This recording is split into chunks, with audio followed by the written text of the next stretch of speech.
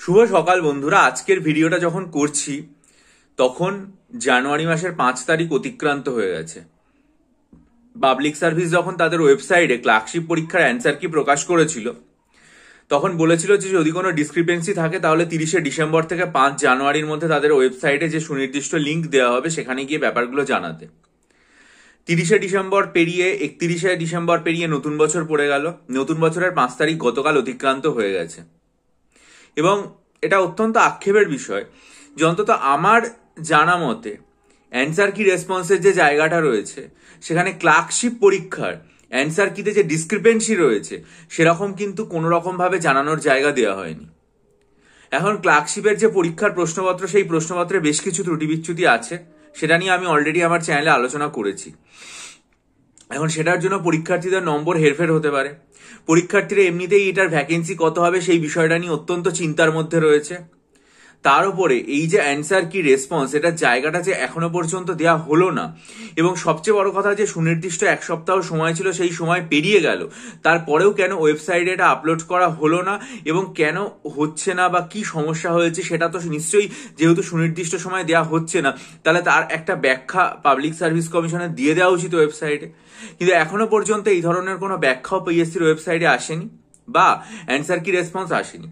এখন হতে পারে যে আমার নজরে পড়েনি, আমি ভুল হচ্ছি, তাহলে অবশ্যই আপনারা আমাকে ভুল ধরিয়ে দেবেন এবং জানাবেন যে না, অ্যান্সার কি দিয়ে দিয়েছে এবং আমি পুরোপুরি ব্যাপারটা ভুল বলছি, তাহলে তো আমি তার জন্য অগ্রিম ক্ষমা প্রার্থনা করে রাখছি।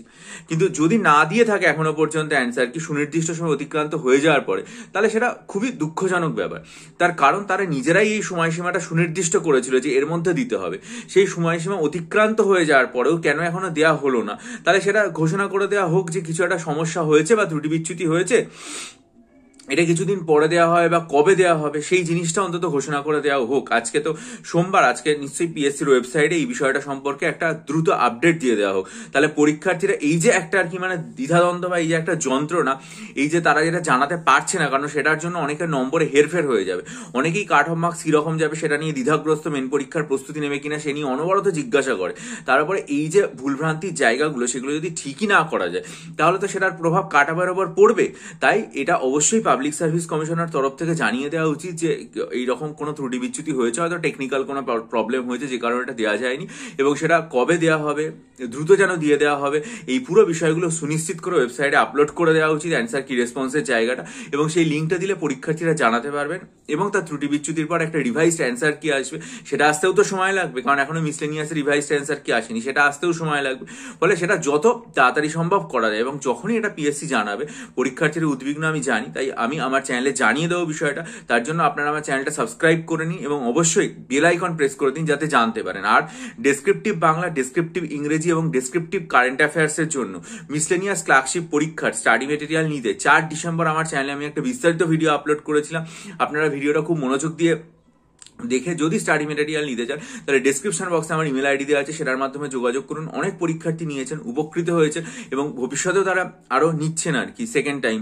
সুতরাং আশা করি আপনারা নিয়ে উপকৃত হবেন। আর WBCS পরীক্ষা, মিসলেনিয়াস পরীক্ষা এবং ক্লার্কশিপ পরীক্ষার প্রিলিমিনারির জন্য বা পার্ট 1-এর জন্য যদি কেউ মক টেস্ট নিতে চান তাহলে 3 জানুয়ারি আমার চ্যানেলে আমি একটা ভিডিও আপলোড করেছি, বিস্তারিতভাবে মক টেস্ট সম্পর্কে ওখানে আলোচনা করা আছে।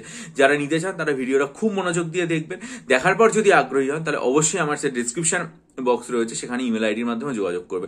আর এর সাথে আমার কমিউনিটি সেকশনের পোস্টগুলো দেখে নেবেন, সেখানে বহু পরীক্ষার্থী মক টেস্ট নিয়ে তাদের রিভিউ যেমন দিয়েছে, একই সাথে আমার লেখার ধরনও জানতে পারবেন। যদি আগ্রহী হন তাহলে অবশ্যই যোগাযোগ করবেন। ভালো থাকুন, বিজয়ী হন, সফল হন। ভিডিওটা লাইক করে বন্ধুদের মাঝে ছড়িয়ে দিন, আপনাদের মূল্যবান মতামত দিয়ে আমি ঋদ্ধ করুন। ভালো থাকবেন।